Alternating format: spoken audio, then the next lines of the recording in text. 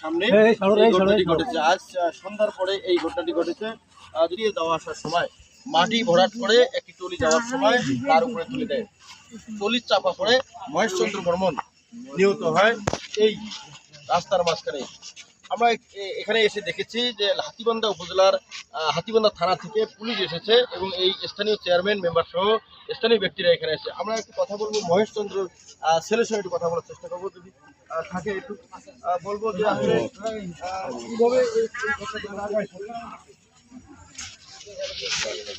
Live দেখানো যাবে না। টলি কি আটক? আপনারা কি করছেন? আমরা এখানে জনগণ আছে, জনগণের উপর আমি দায়িত্ব। বাজার বেড়াইছে তো, হাট বেড়াইছে। এই রাস্তায় এখানে কেন হাট বেড়াইছে? হাট যাচ্ছিল, তারপরে কি টলি উনি যাচ্ছিল পিছন থেকে টলি? পিছন থেকে। আচ্ছা, আমরা যদি একটু একটু কথা বলবো, স্থানীয় যদি কেউ একটু কথা বলেন, আসলে প্রত্যক্ষদর্শী কেউ আসেন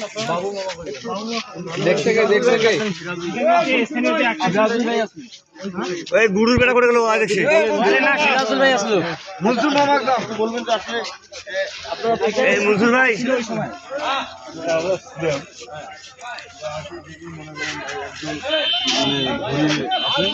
একটু জীবিত ছিল। তারপর কিছুক্ষণ পর 15-20 মিনিট থাকার পর আর কি জীবন চলে যায়। তাই তো 15-20 মিনিট। আমরা একটু কথা বলবো হাতীবান্ধা থানা থেকে যে পুলিশ এসেছে তার সঙ্গে একটু কথা বলার চেষ্টা করবো।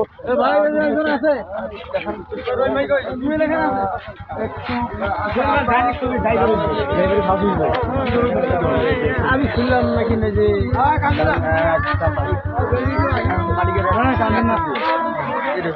মাটি নিয়ে যাচ্ছিল, যে মাটি নিয়ে যাচ্ছে, ওই গাড়ি চাইছে নাকি কিছু টাকা ঢুকে গেছে, পাশে খুঁড়ি লাগিয়ে পড়ে একটু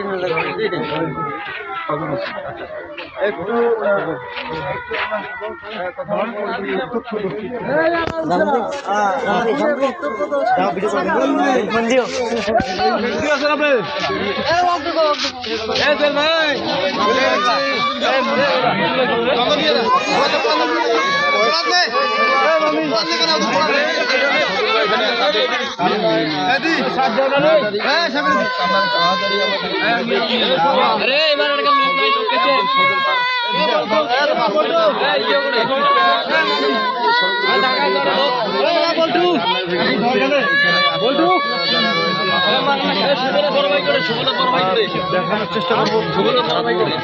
হ্যাঁ, আচ্ছা আচ্ছা।